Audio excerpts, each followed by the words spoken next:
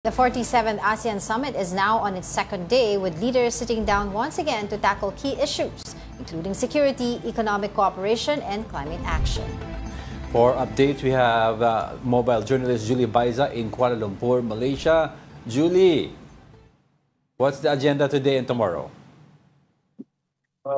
Yes, Angela, Diego, ikalawang araw na nga ng 47th ASEAN Summit and related summits dito sa Kuala Lumpur, Malaysia na dinadaluhan ng iba't ibang leader kabilang nga si Pangulong Bongbong Marcos. Ilan sa mga highlights ng summit kahapon, yung banggit nga ng opisyal na pagiging member or 11th member state ng ASEAN ng Timor-Leste. Ayon kay PBBM, sinasalamin nito yung kolektibong commitment ng ASEAN sa pagkakaisa, kooperasyon at shared prosperity.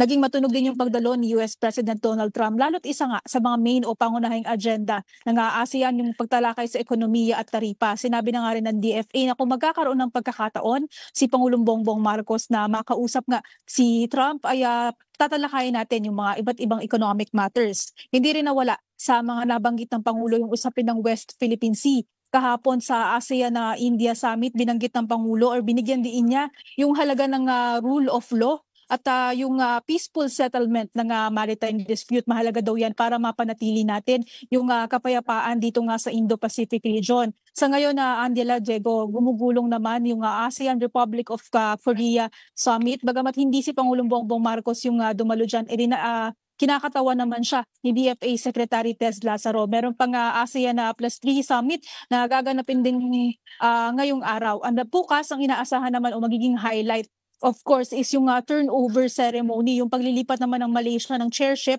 ng ASEAN patungo dyan sa Pilipinas. Mamaya susubukan natin kumuha ng ilang mga detalye kung ano na ba yung inilalatag na ng pamahalaan na paghahanda, kasi mahalaga at malaking bagay para sa Pilipinas itong turnover na ito.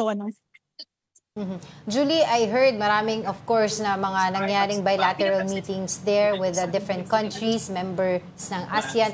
But I'm curious to ask what happened doon sa naging bilateral meeting with the first woman Prime Minister ng Japan. Andyan sa ngayon, hinihintay pa natin ano yung mga iba pang detalye ng mga naging bilateral meeting ng Pangulo. Kasi paunti-unti yung naging pag-update sa atin, and hindi din kasi lahat ng interventions ay naibibigay or naibababa dito sa media. Okay, and also meron kasing nabanggit dito si Pangulong Bongbong Marcos about yung reaffirming the commitment of Asian centrality, meaning lahat ng dialogues, diba, magiging of course within the members of the ASEAN at wala daw mga outside major powers. So does this mean ay hindi natin pababayaan na magkaroon din ng mga statements ang mga major allies natin like the US regarding of course yung ating issue sa West Philippine Sea?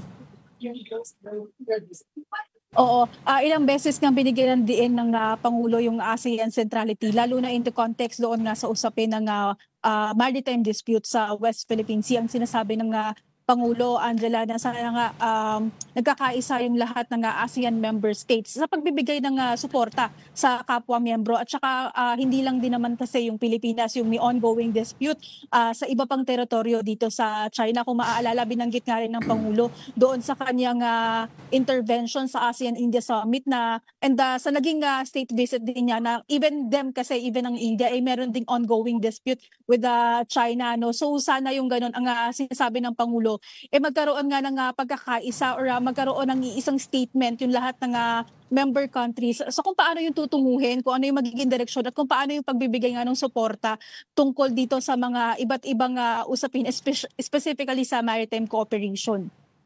Alright, sige, maraming salamat to our mobile journalist, Julie Baiza, reporting live from Kuala Lumpur, Malaysia.